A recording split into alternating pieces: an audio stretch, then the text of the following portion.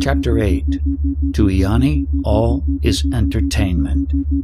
What counts only is what we do with the instruction received. The other day, Maharaj was talking about Brahmananda and how during dhyana, people get absorbed in that. There's something very different about a true sage compared with a yogin who becomes more and more absorbed and otherworldly. Somehow Maharaj has broken through all that, and his presence seems very ordinary and normal, alert to the environment. At the same time, you know he is constantly in a state of bliss, awareness, which is beyond our comprehension, and yet with this paradox of complete release and ordinary appearance. This does not seem explained at all by increasingly subtle absorption, where there is either consciousness of the world or absorption in consciousness.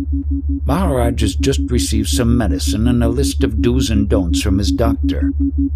I am not concerned in keeping this life force alive, because whatever disease has come, it has not come on me but on this beingness.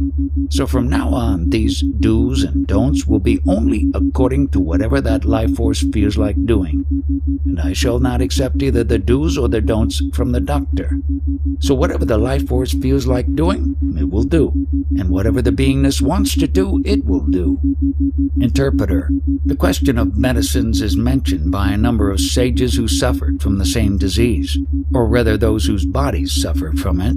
The most famous ones in my galaxy all had cancer: Ramakrishna, Ramana Maharshi, and Nisargadatta. Their devotees explained that the reason these sages got the disease was because of what they assumed in terms of karma. A very crude explanation. Does Maharaj place any credence in that at all? It seems a terrible burden to bear. As far as I am concerned, I have no experience of any kind of birth. Only at a certain stage was I told that this form had been born, and this is me. This is what I have been told. Hearsay. The ignorant man will want to live as long as he can. He would like to postpone the moment of death as much as possible. But for a Yanni, what benefit of any kind can he expect by existing in the world even one more minute? So the only thing that would be nice is for the vital breath to leave quietly and not make a fuss. The Yanni is that principle which dismisses the life force and the consciousness. The consciousness and the life force together may be given the highest name and status. That is Atman, Ishwara, whatever. But the Yanni is not even that. The Yanni is apart from even that highest category. Having understood what the consciousness is and the life force is, I have never gone to anyone and asked whether my view is correct or incorrect. Once you have understood the whole point, there is no need for you to stay here any longer. As for myself, having understood this life force and the consciousness, I do not have any interest at all in either one. People have been coming here and I have been talking. Why have I been talking? Because the lifespan has to be spent. It has to be used. So even that is merely entertainment. Something has to be done. This is entertainment, whiling away the time, the lifespan. The name is the giving of knowledge, but what is the game? A game of cards, entertainment. The name is spiritual knowledge. The game is cards. Addressing a particular lady in the audience. Now that you have understood, you don't have to come anymore. If I ask someone to come, it would be common sense that I want him to do so for some reason. That he may give some money or write a book about me or do something which may be for my benefit. Normally, only then would anyone ask somebody to come. But here, there is nothing of this sort going on. There are neither worldly nor unworldly benefits involved, so no one needs to come. Tell him we like his entertainment. The name and the purpose is spiritual knowledge, but the game is playing cards. Tell him I am no good at cards. Whatever you have heard, have you understood, and will it stay with you? And if it will, honestly, there is no need for you to keep coming. We are not preventing you, but you need not come. However, you may come, if you want. The lady in question is pointing at her watch. The lady's spiritual seeking is of a high order. She has golden bonds of filial and family affection. Everything is entertainment. Are there any questions? Interpreter: Everybody is totally against Maharaj's consuming tobacco. He had one doctor after another telling him so. He says that everybody is dead against my consuming tobacco. They say don't have coffee, don't have this, don't have that.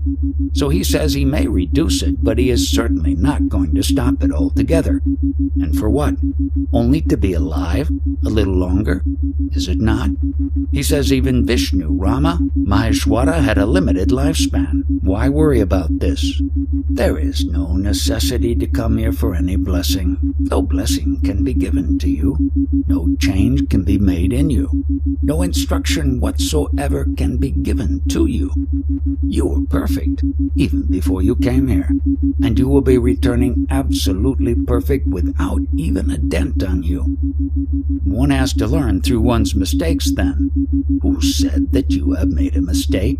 When you understand that you are perfect, only then do you know that a mistake has been made.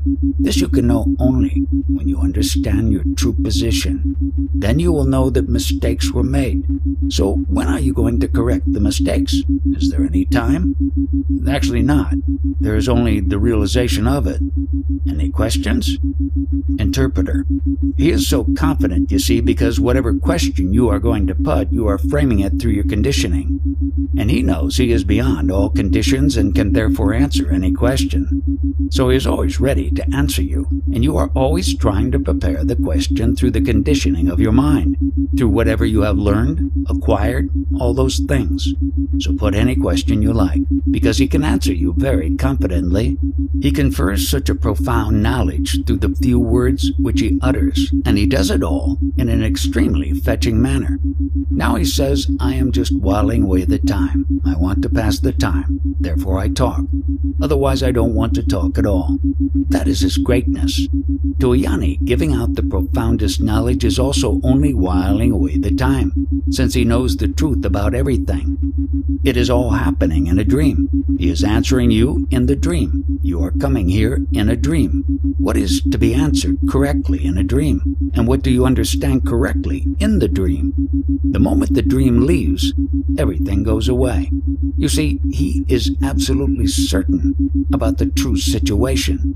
That is all. Does this mean then that everything is preconditioned? Did I suggest that everything is preconditioned? Nothing is happening, so where is the condition? When things happen by themselves? Yes, in the objective way, things are happening by themselves. In your dream, the things happen of themselves, or you make them happen. In the same way, things are also happening here. Whatever is applicable in the dream is applicable here also. If you want to call it a sort of system, there is no system that way. Very simply put, the vital force is moving. It is its nature to move. And whatever words come, the meaning of that word is the mind. Unless and until you have the vital force, you cannot speak. You cannot do anything. The mind will work only if you have the vital force. Now take a scientific view. No work is necessary in order to initiate the state of knowledge. But when you are in a state of knowledge, you can do any work. You must not keep yourself idle. So do go on working, whether working for the poor, the community, or for progress, whatever it is that you do. Be at that state of knowledge, of real consciousness. But when you ask me whether work will help in one's realization, my answer is that nothing helps there. Realization is first, then the work starts. Duality is lost. He knows that. He has experienced it. I do not have that experience. Expounding knowledge is an absolutely rare thing in India. People keep to themselves and then disappear. I have no explanation for the talks that go on here. The knowledge that is being expounded, it just happens. It is the greatest miracle. But note how few people take advantage of it. You may have observed this from your own experience. You must have seen a number of Indians come here. What are they coming for? For their physical well-being. What is happening is that these poor people were actually to be dead. They are as though they are dead, but they have survived because of the company involved. Are they doing any sadhana? That is very difficult to say. Most of them are barely surviving. They are not very active. They suffer from poor health and can't come every day. But they acknowledge they are alive because of this place. One of the things that seems to me an important guiding principle in my work is the determination of whether it is worth trying to maintain life when there is still a possibility of consciousness, and that person wants to use it appropriately. Otherwise, I can't see any point in keeping the body alive. I don't see it honors life at all. Interpreter: You must have heard about his own daughter who expired. She was on her deathbed, so Maharaj, as was his normal practice, was going out in the evening. And when he was about to leave home, Maharaj's wife was also leaving at that time. So she said, "Your daughter is almost dying. Why must you leave right now?" He said, "Don't worry, I will be back in a second. She wants something to drink. I shall bring her that drink, some cold drink." But upon Maharaj's return, he found the girl dead. Then Maharaj kept the glass containing the drink on the table and looked at that. She got up and drank it. He said, "I brought it. You had told me." After she had finished, Maharaj asked, "Do you want to live?" She said no, and she fell down again. There is no doer at all. No one has an identity to do anything. In the field of consciousness, everything just happens. That is why it is so important that these teachings should become more widely known in the United States, for example. They're going to be very hard to swallow because there is such a strong sense of doership there and such a great deal of personal pride and achievement. The whole of society is structured around praising people and categorizing them in terms of what they have apparently achieved. Here in India, it is said that 1 in 1,000 is desirous of knowing himself, and 1 in 1,000,000 actually knows. There is some saying of that kind. People who want only knowledge. I actually love such people more than my own relatives. People who value self-knowledge. They are dearer to me than my own children. And he looks after them pretty well, encouraging them and seeing that they are doing their lessons. They will be all right. Maharaj is addressing himself to a visitor in monastic garb. "I am telling you that if you receive the knowledge from me, then this dress will be of no use to you. You will have a less common dress." Does it mean that I will take off the robe? No, that will be your decision. On your own you will do it, without my telling you, once you know what is the truth. Is there no point at all in a methodical approach like meditation? No use. To reach this knowledge there is no practice at all, no specific practice. Then it arises all by itself? Then one does not do anything about it? You know the world spontaneously without any effort, or have you put in an effort to know that the world is? I don't know if I put in any effort, but it is a mental creation, a reaffirmation of my own image of the world. Whether you have put in any effort to know that the world exists or you just know that the world is, that is the question. Knowledge of the self is also like that. People teach that certain conditions must be ripe for realization, but then that would mean there are no special requirements. Knowledge cannot be ripe or raw like a fruit. You know that you are, that you have your I consciousness. At present, you wrongly identify yourself as the body. Body is given a certain name. That is you. You consider it to be like that. But I say that in this body, consciousness is present, or the knowledge I am, as I call it, is there. You should identify yourself as this knowledge. That is all. How about one's livelihood? Does it happen by itself, or does one have to put in an effort to earn one's livelihood? It happens automatically, spontaneously. Just as you wake up and go to sleep, similarly, this also happens. I have my robes on now, and if I decide to take them off, that would be another decision. Then there would be another condition, and I would do something else instead, and then, in effect, it would be the same. Further, this body is also a covering, and you have to understand that you are not that. You are not the covering. So that means in a way that the body takes care of itself. The body is nothing but food. But somehow we need food to survive. Whatever food you consume, that is converted into this body ultimately, and this body in turn is the food for the consciousness. So you come with the food, you come with the body. The question is one of correctly identifying what you are. Advice to identify or not to identify with anything? Instead of taking yourself to be something, you should know what you are, really. I'm going to Europe to visit my parents there, and I am certain they hold a certain view of me, and maybe it helps me in my situation just to ignore that completely. And perhaps they don't particularly like that I am in robes, because it creates a certain reaction in Europe. But I am not concerned about these things. Whatever dress you have, that does not matter so far as I am concerned. No, not the dress, but the attitude. For example, if I would take off the dress just to please my parents, that would be consenting to their views about myself. But that does not matter. You ask about yourself, your identity. If you attend these talks and then, with the knowledge and understanding acquired, you go back to your country, your behavior may not be as good with your parents. Your parents will not like it. So I advise you not to sit here. If I try to really care about my parents in the way that I care about myself, to know myself, then the only way to be of any use to my parents is to make it clear to them that it is important to know oneself. It is not very clear exactly whether you like this robe or not. The question now is whether you like it or your parents like it. Do you like this robe? Are you satisfied with it?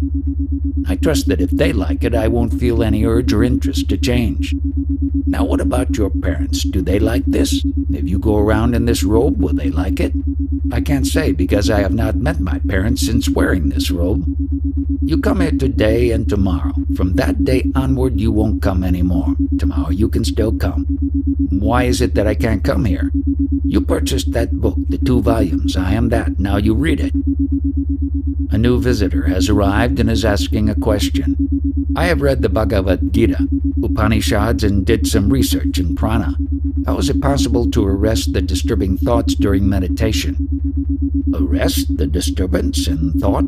Yes, the disturbance in the mind during meditation. What is the disturbance?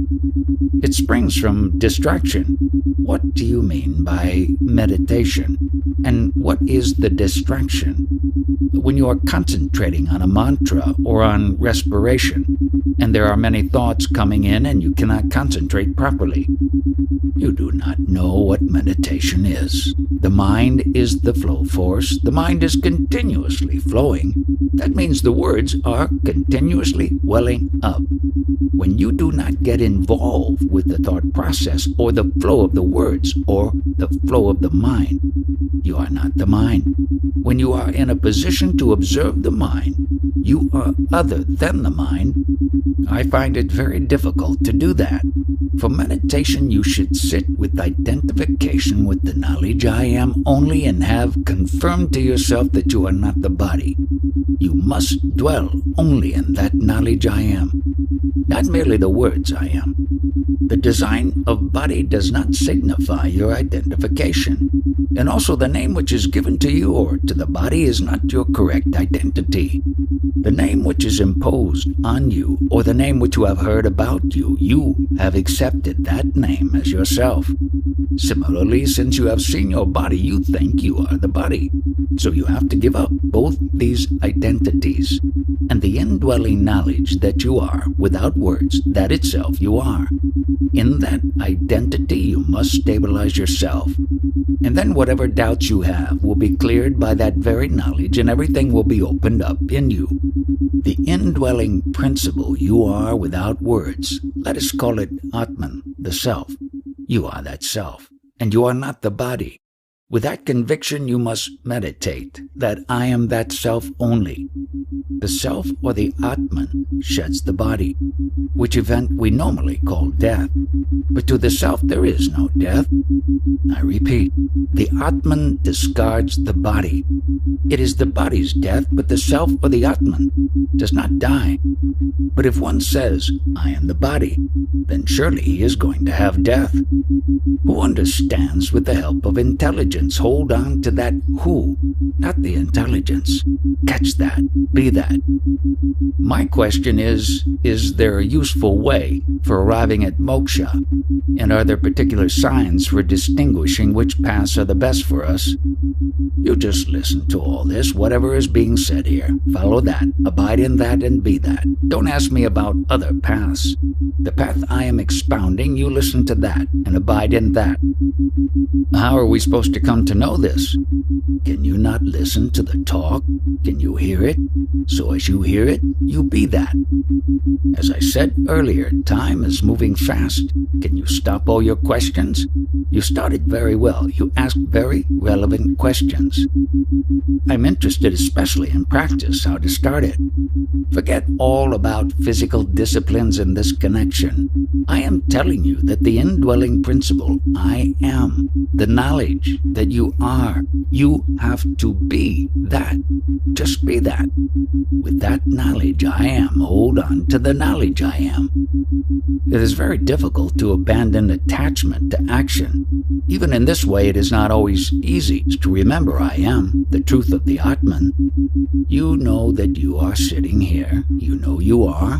Do you require any special effort to hold on to that you are? You know you are. Abide only in that. The I am principle without words, that itself is the God of all Ishwaras. Is devotion not useful as an initial step? First step or second step, I have the first and final step at the same time. The knowledge I am without words itself is the Ishwara. He, Ishwara, does not want another Maya, agent or intermediary. Direct. The problem we are falling into is weakness of mind sometimes. This dims the awareness. Who falls a prey to the weakness of the mind? You are talking from the body identification point of view. The real you is not the body. It cannot be cut to pieces by any weapon. It is always the false identification. If you identify yourself as the body, such an identity must be let go of, sacrificed. Your real identity has no body and no thought, and that self, the spontaneous knowledge I am, you are. Since the self is not the body, the self is neither male nor female. Thus, to understand correctly, you must be bodiless. You must be bereft of the body sense. It is no use trying to understand from the identity of body. You must fulfill this vow that you are not the body, but solely that indwelling principle I am. So, in staying with that principle, there is no effort involved? What do you mean by effort? And what would you like to have, to achieve? I am still trying to be I am. You know that only. Where is the question of any effort? Effortlessly, you are that. Only you must stand for it with conviction. Effort then is only concerned with the sense of body consciousness, because one is still clinging to a body? It is a kind of trap. Why can't one really be in the state of I am? Because there is still some clinging and one wants to be free from that clinging. You need not try to get yourself detached from the bodily sense. Once you abide in this, that you are the indwelling principle only and you are not the body, that is enough. When you have developed this firm conviction, where is the question of trying to get detached from the body identity? One of Maharaj's closest devotees, and also a relative of his, died a month back, so he gave the following example. That Mr. H is no more. Now I know he is not. Similarly, you must have the conviction, I am not the body. Such type of conviction you must have, that I am not the body-mind, but only that knowledge I am. If it clicks, it will click instantly. You see, I am not attached to any of you. Why I feel like that? Because I don't feel anything about my own self, and neither am I interested in this consciousness. Suppose that it quits. I am not the least concerned because I am not that consciousness. A step beyond what I am telling you to follow. First of all, we are to abide in consciousness. That is the first step. Then I am not that consciousness either. And this way of understanding should be shared in total by everybody else. Even to say understanding is not the correct word. To abide in the truth. The way I do, the same applies to everyone else. There is a couplet that states the real sage instantly transforms any devotee into himself, his true self, the Ani, and he is at that highest stage, is stabilized in the destination, in the terminus. He is already in his destination, and because he is firmly established in the destination, there is no movement for him. We normally talk about various paths. Paths are indicative of movement. I do not accept paths. You are in the destination itself. That is my teaching. Yet at other times, Maharaj has admitted that there is discipline involved. He said that in I Am That for beginners. This also must be clearly understood that you are not a male nor a female. If at all you are going to say you are a male or a female, that means you are trying to understand yourself as a body. This happening is like an accident. Suppose there is an accident and one limb is gone. You know the limb is gone. That is a bodily expression. Similarly, to call yourself a male or a female is a bodily expression. That is, with reference to body, identification with the body. With firm conviction you abide in this knowledge I am only, bereft of body, mind, sense, only I am. If you dwell therein, if you be that only, in due course it will get mature, and it will reveal to you all the knowledge, and you need not go to anybody else. Since I have been with Maharaj this week and a half past, and through this very statement that he has just made, it has become very clear to me that it is the sadhana that matters, not the gathering of concepts that mean nothing at all. They don't change anything. They don't serve your liberation in any way. They are just garbage. The only thing I feel you have to follow your profession, that is, what your body is destined to do. Meaning can happen there. Ever since I Am That came into my life, that is the only teacher I have ever gone to, until I was blessed with this opportunity to be in Maharaj's company, and I don't intend to go anywhere else. Whatever you have said, I agree with. But why is it like that? It is because the self cannot have an image. You cannot say, I am like this, beyond any verbal formulation. It cannot be consumed by the senses or the mind. Maharaj said previously that it is not a question of cleaning the mind, but only of abiding in the process that is I Am That. In the very moment, for example, that I feel a preoccupation with my work, my art, my son, or with something, in that very moment, that preoccupation, or that joy, or that sorrow, is disturbing my consciousness. I am that. Even if I know I am that, this preoccupation is the sensation that I feel. Your consciousness is getting disturbed in you. Don't drag on, tell it succinctly, but you as consciousness should not get disturbed because it cannot be touched by any conclusion outside. Because that conclusion is not consciousness. Let us suppose you have got a big bank balance, and something happens elsewhere. Your balance is not suddenly in debt, is it? Similarly, your consciousness cannot be disturbed by any disturbances.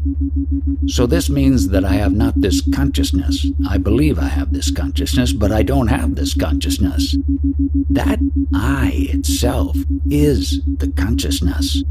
It is not a question of I am that consciousness. I itself is the consciousness. Only you are not to say the word I. Without any doubt whatsoever, you are. That you are itself is the consciousness. I have a consciousness, but I must be the consciousness, probably. This is a very subtle point now. In the morning you wake up, you know you woke up. You know the waking state now. That you, who knows the waking state, should be prior to the waking state, should it not? Yes. Now, the moment you woke up, or you observed the waking state, you clung to the world as I am the body. This whole subtle thing must be understood. The principle which distinguishes or recognizes the waking state, that is the godly state. We know I woke up, clinging to the body. That is the bodily state, the individual state, which is a downfall into a grosser state, because a Jiva Atman is grosser than the Paramatman, clinging to the body-mind as I am in the waking state. For newcomers, I am not going to repeat my lessons again and again. You must be alert and listen to the talks with perfect attention, and then practice them. For my own sake, my mind inclinations have almost come to a stop. There is no mind collaboration for me. Now, for the sake of the public, why should I provoke my mind to expound? It is different when you understand what I am saying, and I keep repeating, not everyone will understand me. If and when you understand, you will have come so close to me that you will realize that all this is a complete illusion.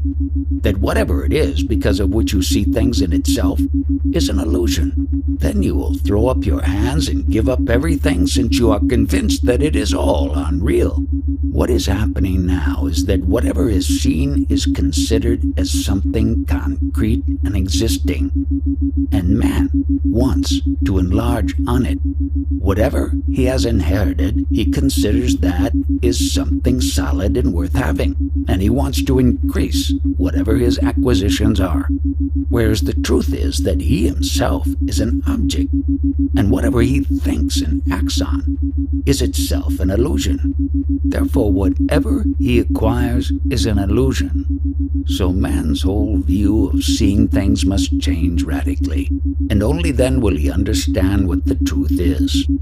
This consciousness itself is the source of all mischief, because once you start having this consciousness, then that is the seed of wanting everything, having more and more wants, the insidious seed of mischief in the consciousness itself, and that is to be understood.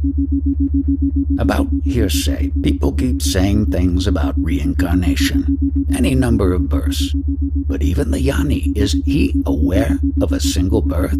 That there should be talk of more than one birth? There will not be a single Jnani who can record his first birth. The concept I am is the primordial Maya, and that Maya, that primordial concept I am, requires support, and therefore God and Ishvara have been born. Along with that, the whole manifestation, the entire universe, has come upon it. Otherwise, there is absolutely nothing, and out of many Jnanis, there will only be a rare one who knows the real nature of this primary concept. Interpreter. He says he has absolutely no need, no want of any kind left. He has not got the desire that you all should come here and listen to him. It is nothing. He is the Absolute, and in that Absolute he wants nothing. He needs nothing. And you will have whatever you have. It is only an entertainment for your concepts. Whenever you come here, there are various concepts within you that will entertain you. But more than that, perhaps you will not understand all that is being said. To look at him, he is an ordinary man, an ordinary body, but there has been publicity all around the world that he is a great philosopher. Therefore, all of you come. But what am I for myself? In fact, that state of the Absolute is mine today, where there is neither being nor non-being. I have absolutely nothing to do with what this body is today. Whatever it has to give you is of no interest to me. So as far as I am concerned, I am in that state where beingness and non-beingness do not matter at all. You feel if I do this, I will get that. But when you understand the truth, you will realize that there is nothing. You are not. And so whatever you get what does it matter? One has accused me of a very grave illness, but whatever is apprehended and whatever is seen is absolutely futile. I have therefore nothing to do with this. I show you this truth, but you cannot catch it. Nobody can. Today, Maharaj has been stressing more the non-being, even of himself. So I'm asking, while it is true that I amness or beingness might be a time-bound thing and the result of some kind of illusion, isn't there something more real and lasting prior to emergence of this I amness? Whatever it was, that I amness has become naught. Now whatever is left, that is the solid thing and is called Parabrahman. What was not, but still is. Swarta, swa, is self, and artha is meaning, is a pun on the Marathi word, which means selfishness, and also the meaning of the self. So how did the selfishness come in? That swa artha means I want something for myself. As soon as this consciousness comes on, all kinds of needs and wants start. Now, before that, what was the position? Before this consciousness came in, I had no needs, no wants. I was whole without any needs. The needs and wanting started only when this consciousness came upon me. Once I knew the meaning of the self, I realized there is no such thing as I, as an entity. Therefore, who is to want anything? It is only while I thought I was an entity because of this consciousness that I wanted something. My needs were there. Thus, the meaning is twofold. The first is wanting something, and the second, subsequently, is not wanting anything because there is no entity to want anything. Interpreter, what he is trying to tell us is from his own intuitive experience. So what he says is the truth. But in the same breath, he is telling us that what he states about himself applies to every one of us. So if he says, as he often does, something has happened to me, or as far as I am concerned, he tries to keep us out, but at the same time is telling us that whatever his intuitive experience is, it can be the intuitive experience of every one of us. Can be. The potential. That is why we are here, and not with any philosophers. Talking about philosophers, all these philosophers, what are they doing? They are only acting philosophy. And all those concepts which are most dear to you are images of yourself. Your image of yourself is that concept which is dearest to you. Referring to one of the visitors, now he puts on these Buddha robes. What is this but concept? There's nothing else there but concept. When you go to pictures, cinemas, and dramas, what are you seeing? Are you seeing any original self there? Acting, acting, acting. And it goes on endlessly, all playing their roles. Sometime I am like this, the other time I am like that. And is any of it true? Nothing. That which has appeared unknowingly has been taking on an infinite number of roles on itself and is moving about in the world like Brahman, Ishvara. But remember that this knowingness I am is not going to last. I am asking you to do meditation. Why? Because then that knowledge which is consciousness will unfold to us the mystery of the infant Lord Krishna. And what is this mystery? That infant Lord Krishna is this consciousness which is manifesting itself in the millions of forms. And it will come to us, or the knowledge will unfold to us, the fact that that which assumes all these forms in the world is itself really formless, spaceless, and timeless. That because of which the consciousness is able to assume these various forms is itself timeless, spaceless, without identity, unconditioned, and original. About the infant Lord Krishna, it will tell you how and why the infant body came into being, how the consciousness came into being, the illusory nature of this body and the consciousness, and that the original state is timeless, formless, and that what has come about is merely an illusion. Once you realize the truth that consciousness has come over you, you will need nothing anymore. Go back to your infant form, in order to realize that that which assumes the multitude of forms in manifestation is itself absolutely without any form. Those amongst us who have heard this and taken it to heart will get to the bottom of the whole mystery. Chapter 9. Eventually you have to give up this association with the consciousness. People who think themselves to be in a position to air their knowledge forget one basic fact, namely that they go by mere appearances. Someone expounds knowledge, and the one who receives it begins to ape the person from whom he has received the knowledge. Thus, whatever the teacher wears, he will wear. Whatever mannerisms the teacher affects, he will imitate. And the transfer of so-called knowledge has been only that of concepts. This is essentially how tradition becomes established and traditional forms of worship come into being, all of which has nothing to do with the basic knowledge. Whatever you have heard, whatever you have been told, will have no value as far as I am concerned. I want to know whether you accept the fact that the only knowledge that you really have is the knowledge that you are, this consciousness. Other than that, whatever knowledge you think you have is mere hearsay, something acquired, based on that illusory consciousness. Is that so, or is it not so?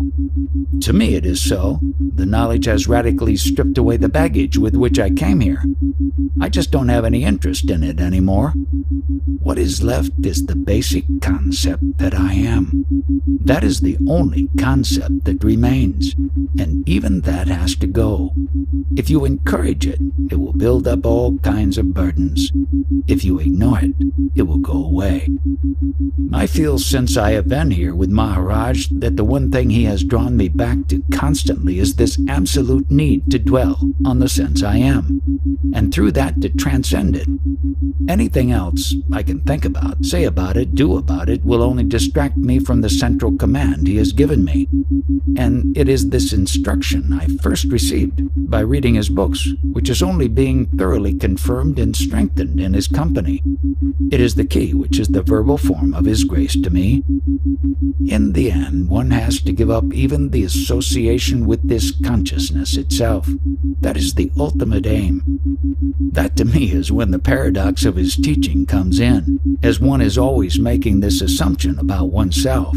And it is like the assumption has to undo the assumption which it is making about itself. There is that unfathomable element of grace that comes into this to make one stand outside what one is always doing in the sense of defining oneself as this I am. It can't be expressed.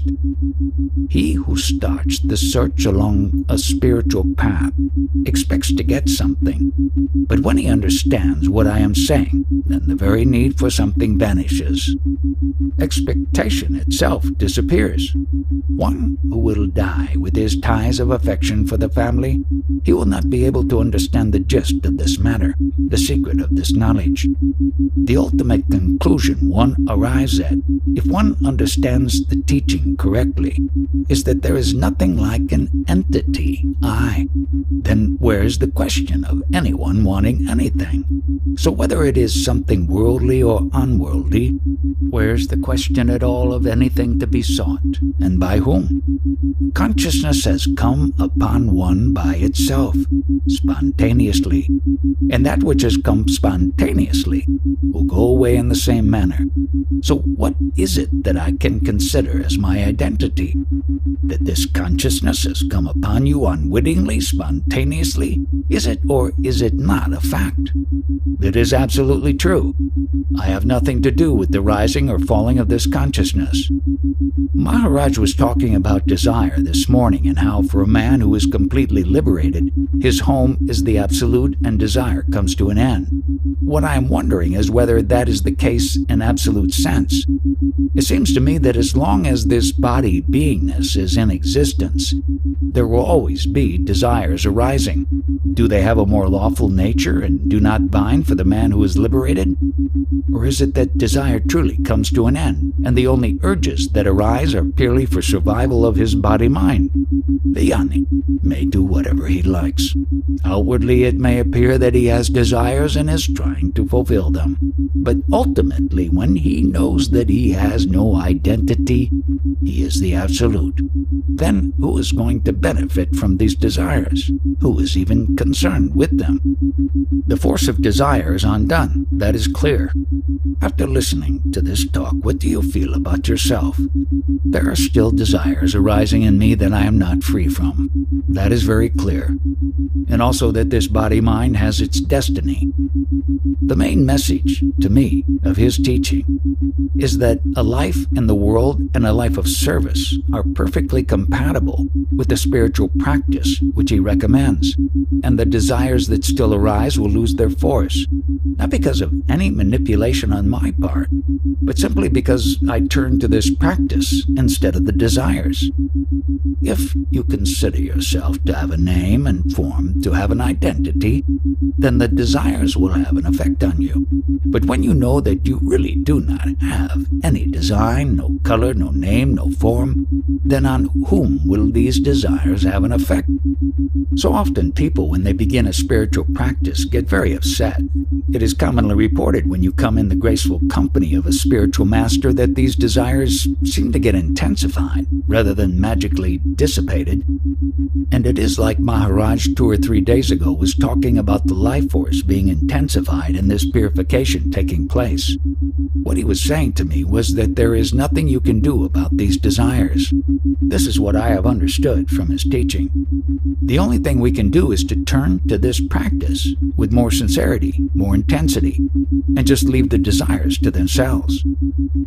It is not necessary to willfully ignore the desires. Just give attention to your I consciousness. That is enough. In the food essence, the pulsation of the vital breath occurs, and the vital breath contains this beingness, that touch of I amness.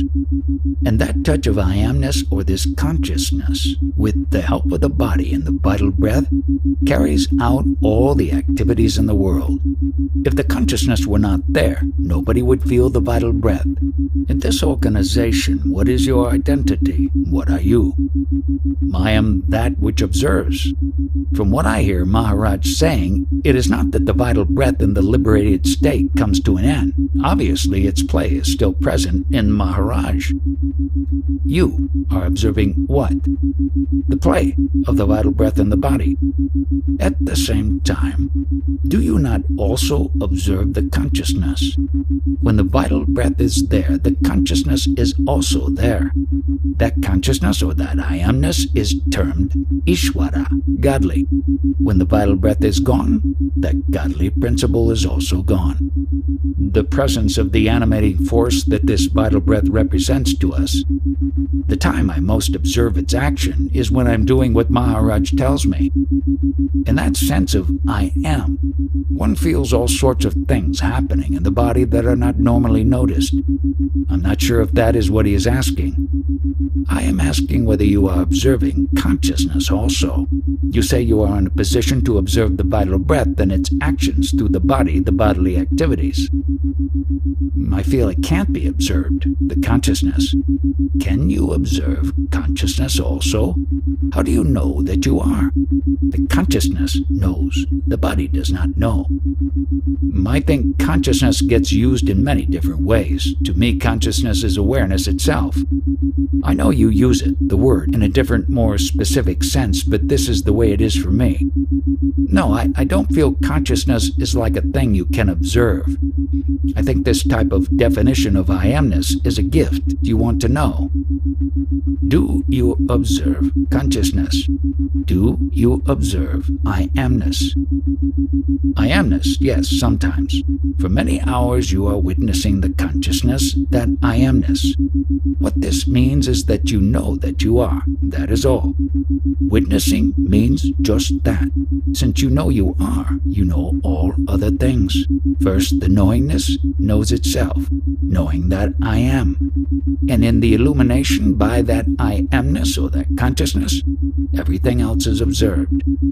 I have had to repeat the same lesson again and again, and I do not want to run kindergarten classes of spirituality. Interpreter.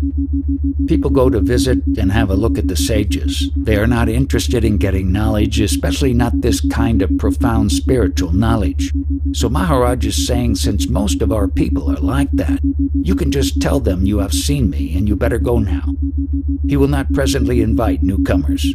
Previously, out of sheer exuberance, he used to invite people and say, come on, you received this. Those days are gone. He is in the state now in which there is no question of God and a devotee, a jnani, and people wanting to listen to him. That difference is already gone. So why should he bother about anything? From this standpoint, nothing is, everything is illusion, all of which he has already expounded in great detail. Sometimes it is just a matter of terms, not one of misunderstanding, and sometimes I think when Maharaj's teaching is put in English, more attention should be paid to using terms consistent with the way that most people understand them. Otherwise, the full force of those teachings will be lost. Interpreter. These translations are in his own vocabulary of spirituality. People have had to revert completely to use the Sanskrit words and then spending pages trying to explain them. There just are not that many words in English to explain what Maharaj is expounding. Interpreter. English is different from American English. That I know because I was brought up with English. Interpreter. We too have a number of difficulties. Take the word Vijnana, for example. Vijnana is used in physics and other sciences, but here that word is used as absolute knowledge. Ajnana is the lowest, that is ignorance. Jnana is knowledge, and Vijnana is transcending knowledge according to Maharaj. You see, this I amness is normally this 5 elemental interaction and play. Out of the earth, with the help of water, sprouting of vegetation takes place. Out of vegetation, the essences are drawn. Out of the essences, which are the food for all beings, come the grains for human beings. Now, from the quintessence of this food, the I amness is sustained. The food is stored in the form of a body. The food is continuously consumed by the vital breath. And in the process of consuming this food, the vital breath sustains that flame of I amness. To have I amness, the food body and vital breath are very necessary. In short, one may say it is a product of food, body, essence, and vital breath. Then only this I amness or consciousness is available. Now, the consciousness, when it gets involved with the body-mind, is the individual. It is conditioned by body and mind. Mind is concepts, whatever it receives through the 5 senses and is stored. That is the mind. And whatever the words that flow out, that is also mind. So when that consciousness is conditioned by the body and the mind, it is individualistic, a personality. And I always tell people you depersonify yourself by not identifying with the body-mind.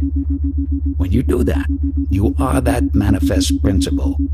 You are no more personality, you are only consciousness. When you are in that consciousness state, you are in a position to observe the mind flow. Any thoughts occurring to you, you are apart from thought. You don't identify with that thought. Since you observe the body and its actions, you are not one with those. You are apart from that body. Thus you are now in consciousness. That is the first stage. So when you are only consciousness, you are all manifest. This is to be realized. Then, provided you are, everything is. Your world is, and your God is. You are the primary cause, the prerequisite for anything else to exist, whether it be your God or your world. You abide only in consciousness. In your attention, only consciousness should be there. That is meditation. observation. Now, the next step, the question raised in the morning, are you in a position to observe consciousness? This is also the final step.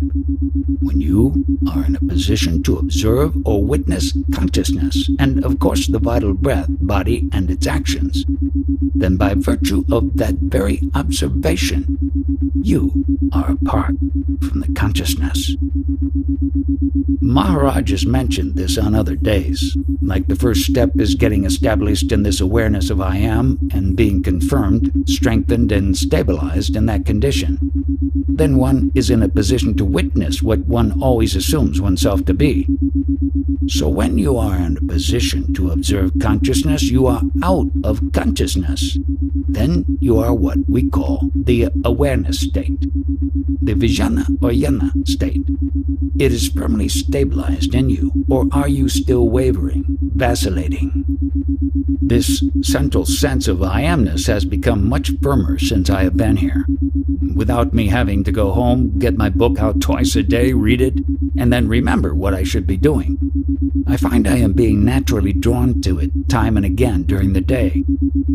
Is it not possible to remember that witnessing of the consciousness is to be done or is to happen? After reading the book, I Am That, you are not able to conclude that witnessing of the consciousness is necessary?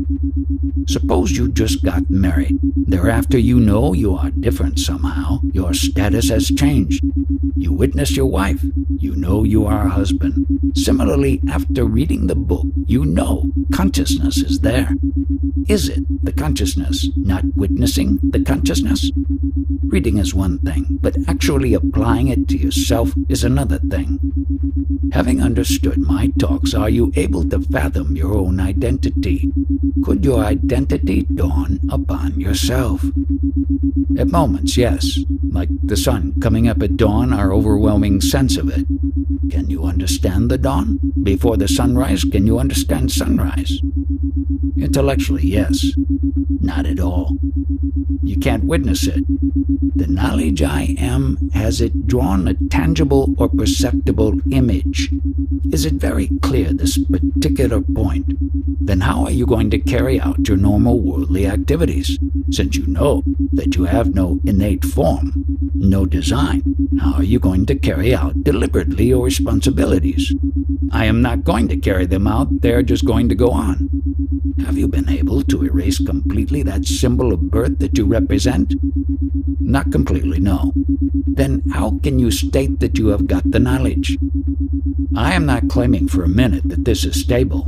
I am just saying that at times the sense of what Maharaj is talking about is overwhelmingly clear. You apparently feel you have understood the meaning of the words, but what is it that you have understood? For now you might deem that ecstatic mood, but how long is it going to last, that blissful moment? It is like a flame, depending on the fuel. Ecstasy is bound in time. What is not time-bound? The experience that you are is time-bound. You know you are. It is a time-bound state. Consciousness means a time-bound state, and time appears spontaneously. This consciousness, or I amness, is the time, which I call kala. Kala means time. With the appearance of consciousness, the ticking of time started. All this is the play of the concepts. This primary concept, I am, appears spontaneously. It likes I am. It loves that I am state. Devouring ever more concepts, it gets totally enmeshed in them. And what is the source of all these concepts? This primary feeling I am. But never forget the fact that it is itself a concept, time-bound. So it is all mental entertainment.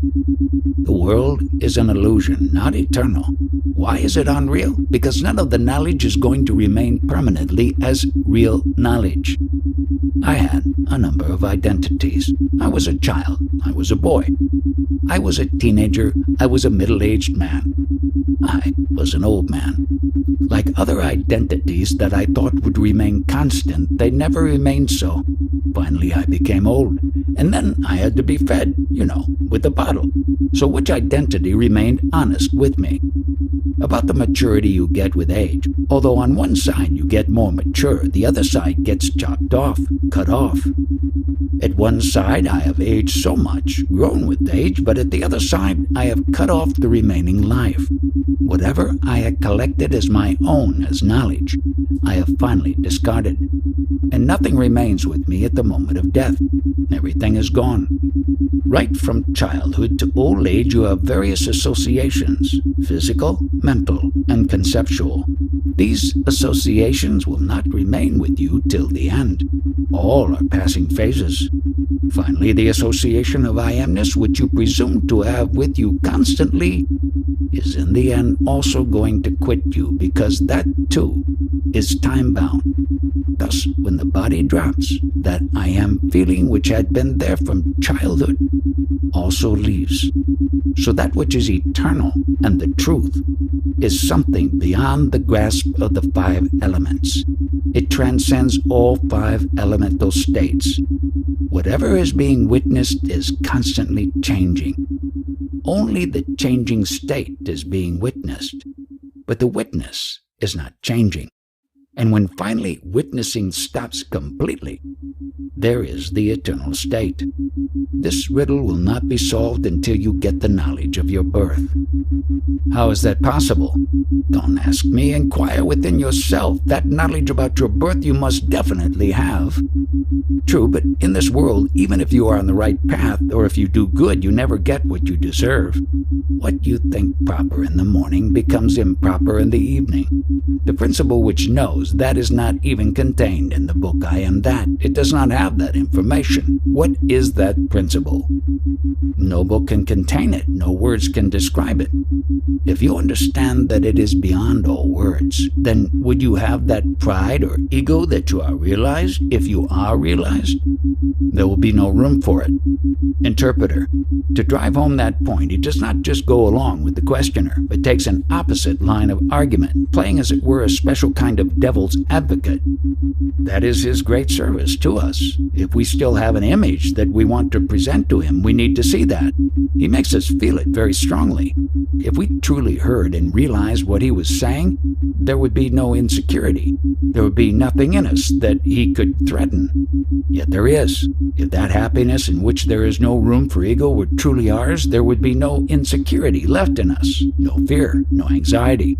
What I feel we have to pray for from his grace is to have the same impatience with ourselves as he sometimes shows us, and yet great patience is there at the same time. That will depend on your sense of urgency, your earnestness. Without the vital breath, Ishvara or God has no soul, and without God the vital breath has no existence. Whenever man limits his consciousness to body and mind, he is called Jiva. Otherwise he is absolutely independent of these two which are acting and reacting.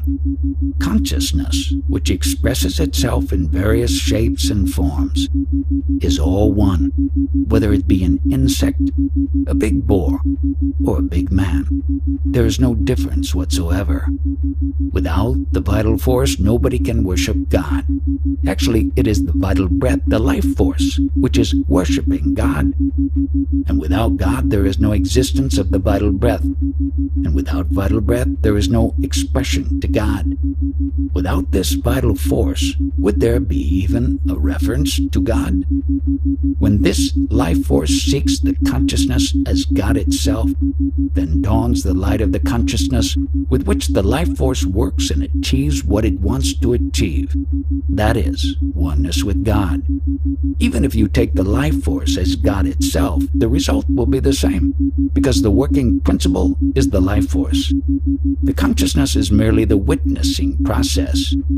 When the life force carries on without any obstacles, then one is not even aware of this life force, since it moves so freely, and therefore you have a sense of well-being. You are happy. If there is an obstruction, you become aware of a disturbance in the working of the life force, and you have a feeling of unwellness, and you are unhappy. People are generally asked to do a certain sadhana, and as part of that go somewhere, visit this or that temple or climb such and such a mountain. But what is really the working principle is the life force. And when you treat the life force as God itself, there cannot be consciousness without life force. So consciousness and life force are two components inextricably woven together of one principle. But consciousness is only the witnessing principle or the static aspect. The dynamic aspect or the working principle is the life force. Once you consider that life force as God itself and that no other God exists, then you raise the life force to a status, enabling it together with consciousness to give you an understanding of the working of the whole principle. But if you demote that life principle to mere self-identification with the body, then the life principle is not given the status which enables it to unfold itself. It depends entirely on you. If I identify this life principle with my body, then I make it work according to the body. But if I raise it to a godly status and treat it as such, then that life principle will unfold itself and give me the necessary spiritual knowledge. Earlier, I had asked, what is mind?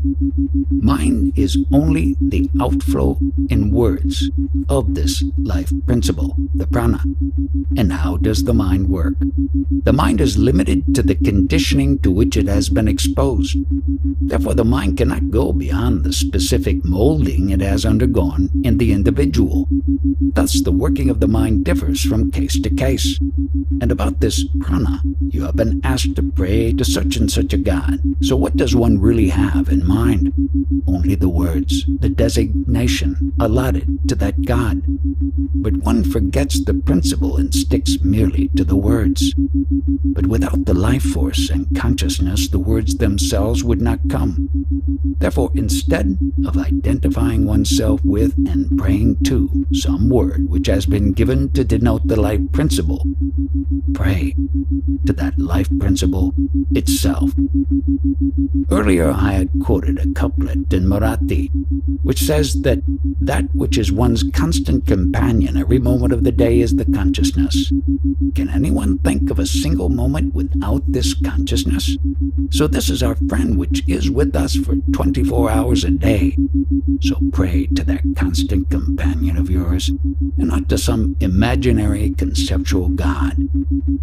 In my own case, with the life force not working so smoothly, what can anybody's medicine do? All that it can do is to try to make that life force work more smoothly. Now, going back to that old couplet which says that this companion of mine, friend, philosopher, and guide, who takes me by the hand every moment of my existence is this very high life force. Other than God, what companion can it be?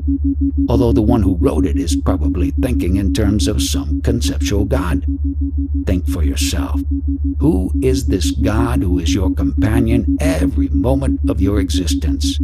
What can it be other than this life force and the consciousness? People pray to God, and when they think they do so, what are they praying to? Is it some idol made of a material? Maybe gold, maybe silver, maybe something else. But have you come across anyone praying to an idol representing the life force? This physical body, this apparatus, is generally regarded very highly. The doctors will say, anyone will say, that this physical body is a marvel. But can the body, however good, however pure, be as pure as the life force? If you make a friend of this life force, that is, if you identify yourself not with the body, but with this life force, then will one need help from any other source? That is, from any source other than the life force? Is there anything more essential than this life force?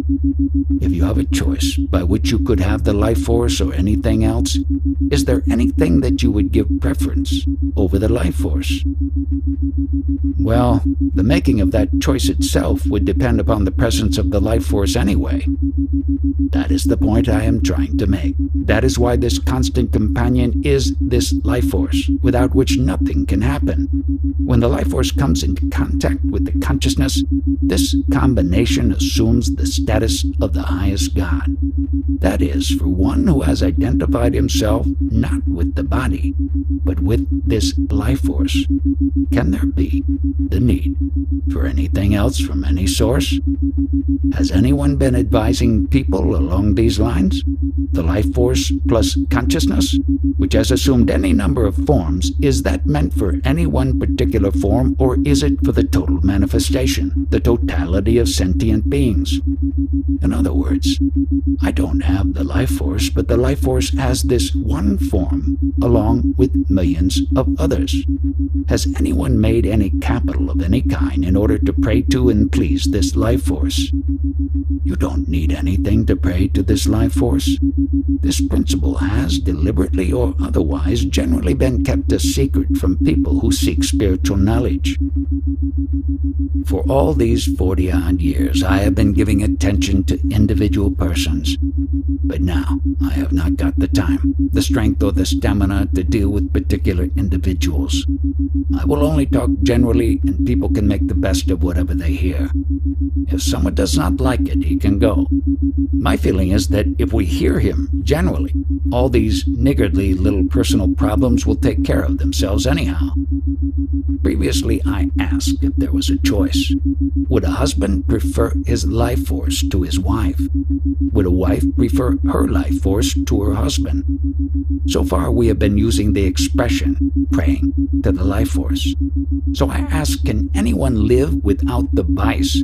Now I am deliberately using the word vice, of the companionship of the life force.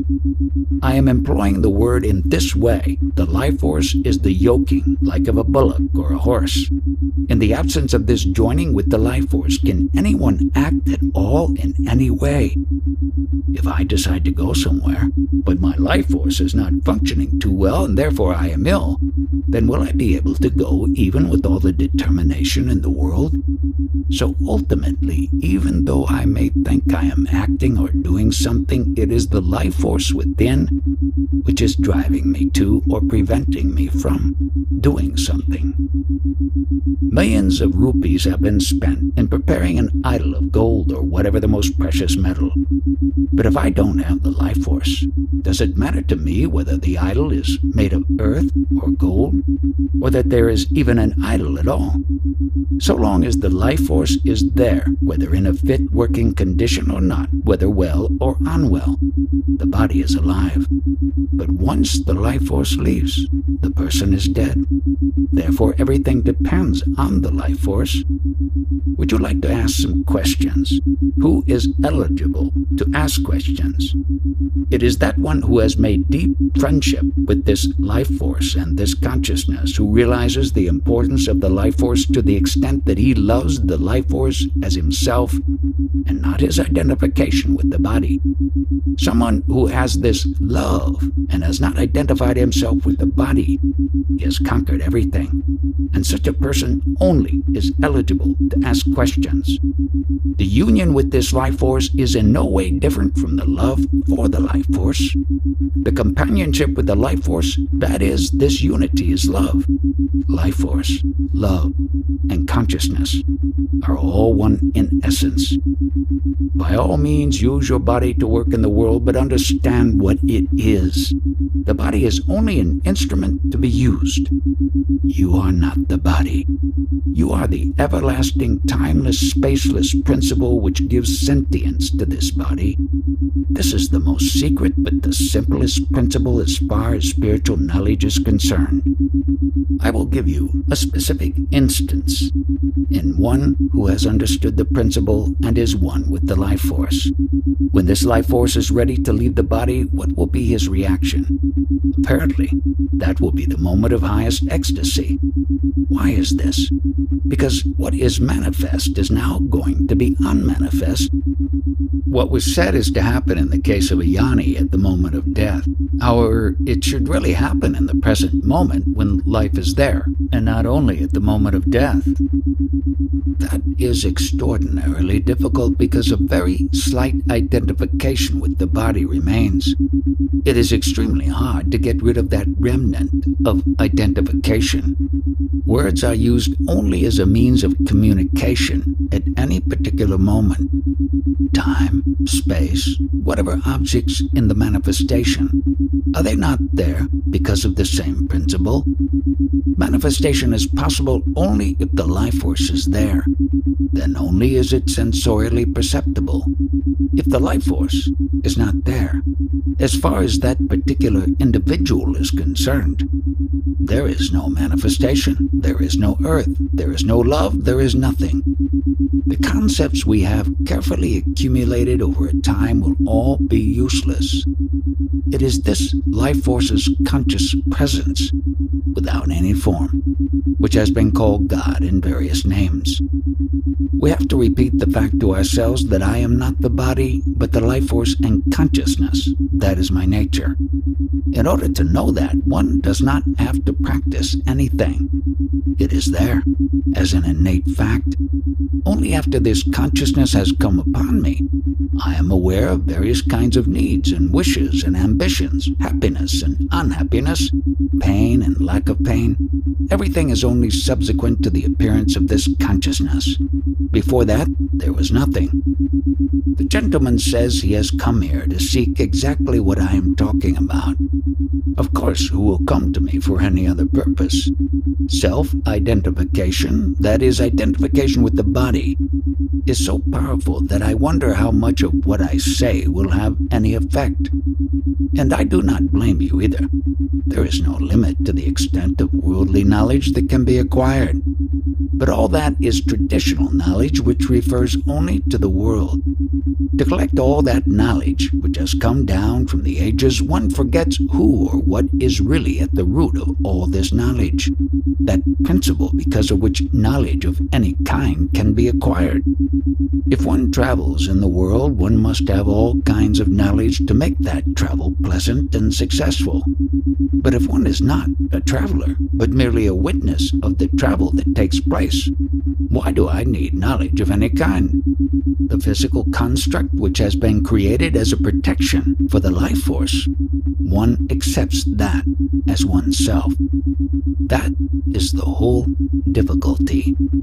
Knowledge in the world is helpful only to the traveler. If there is any unworldly knowledge, it must be of one's true nature. Coming to the theoretical knowledge that I am Brahman is possible only if one would stick to the much easier and simpler practice of making friendship with this life force itself. In saying I am the life force, progress would be very much faster. Falls, accidents happen, bodies get crushed, there is loss of life and limb. But the life force is unaffected.